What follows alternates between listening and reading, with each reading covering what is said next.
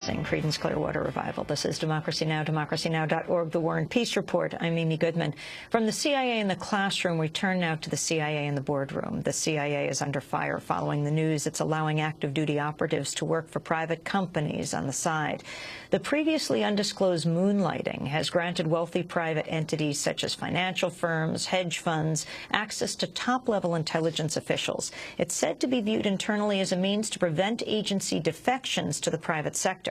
A CIA spokesperson said moonlighting operatives are required to submit detailed information on their outside employment, but few details have been revealed, including how long the policy's been in place and how many operatives are taking part. At the same hearing where he confirmed the Obama administration's assassination policy last week, the Director of National Intelligence, Dennis Blair, promised to report to Congress on the newly revealed CIA corporate espionage. Asked about the moonlighting, Blair said, quote, "Sometimes I, too, am surprised about what I read in the press about my own organization." Well, I'm joined now by the reporter who broke this story, Eamon Javers. He's the CIA is moonlighting, but is only one aspect of corporate spying that he documents in his new book, Broker, Trader, Lawyer, Spy, The Secret World of Corporate Espionage. Eamon Javers is a reporter for Politico, where he covers the White House and the economy. Welcome to Democracy Now! Hey, thanks for having me. It's good to have you with us. So first rule, you can't speak in sound bites. We want you to give us the whole meal. Talk about this corporate espionage. Start with the moonlighting. Sure.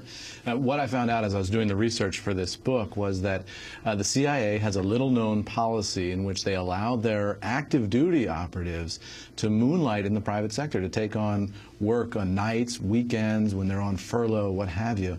And in one case, I found that they had been working in past years at a hedge fund consulting firm, a financial consulting firm, in which veteran CIA operatives employ what they call deception detection techniques. And what they're doing is they're taking CIA-style interrogation techniques and applying those to a corporate setting on the behalf of the hedge funds and the financial firms. So what they do is they actually look at corporate earnings calls, and they watch CEOs when they're appearing on CNBC and elsewhere, and they look for the telltale signs that the CEO is lying or misleading the public about the fortunes of the company, what their earnings might actually be. So they're taking these developed psychological techniques that they have from the CIA and employing those in the private sector. It's a fascinating world that I was able to dive into here. What's the BIA? BIA is a firm called Business Intelligence Advisors. They're out of Boston. They have in the past had these CIA moonlighters on staff. They say they don't do that anymore, but they've done it in past years. Their name meant to sound like the CIA? It is, yeah. And BIA was founded by several ex-CIA interrogators, and they sell their services now in the private sectors. That's right. And people with 20, 25 years of interrogation experience inside the CIA are now taking that interrogation experience, flipping it into a corporate context, and selling it to Wall Street firms, hedge funds, and other private sector buyers. Give other examples of moonlighting operatives where they're doing it. Well, we don't know. I mean, there's a lot we don't know about this program. The CIA was relatively forthcoming with me when I called them to ask them about this. They said, yes, this is our policy.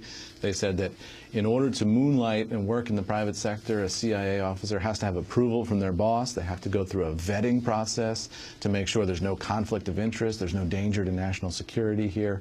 But they wouldn't tell me all the key details about the program. They wouldn't tell me how many people are participating in it, and they wouldn't tell me which companies they're working at. So I've gotten some pushback from some CIA veterans who said, well, this is just a policy for 24-year-old CIA guys to go work at Home Depot on the weekend and pick up a little extra spending cash.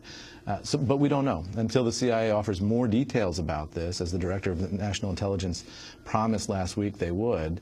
You know, we won't really have a sense of exactly where these CIA people are spending their time. Talk about the technology of corporate spying.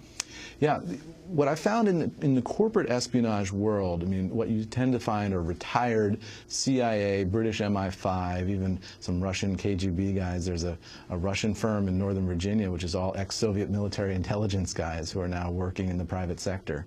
And what they're doing is they're doing all the same sort of tools and technologies and talents that they used in the government spying arena, They're now using those in private spying, working for big law firms, corporations, financial firms, and they're trying to gather intelligence that's going to profit those big companies. One of the things that they do, I flew over to London, which is sort of one of the headquarters of the global corporate espionage industry, and in London I met with an ex-British Special Forces officer who does corporate surveillance. So anytime a company is being sold, he was telling me, the board of directors of one company will hire these firms to go out and put the board of directors of the other company under surveillance so they know where they are physically, who they're meeting with, who they're talking to, where the board of directors is in the world, what cities they're in, all of that during the whole process of the deal so they can keep tabs on each other. Why? Well, because you can tell, for example, in the meltdown of 2008, one of the things that surprised me in reading a lot of the books that have been written about the great financial crash is that how much of this business is still done person to person. A lot of these big financial executives were meeting in apartments that the companies had rented, in Manhattan to have face-to-face meetings to talk about whether they're going to sell these firms. Knowing a piece of information like that can be hugely valuable because you know who is really in play, what's really for sale, and you can get some sense of who's talking to who. One of the things that they do, which blew me away, I didn't know this technology was available, they have laser microphones that they can use whereby you can stand off about 1 kilometer from your target, take a laser dot, invisible laser dot, put it on the window of an office building from 1 kilometer away, and when you and I are talking here in this room, it's making little vibrations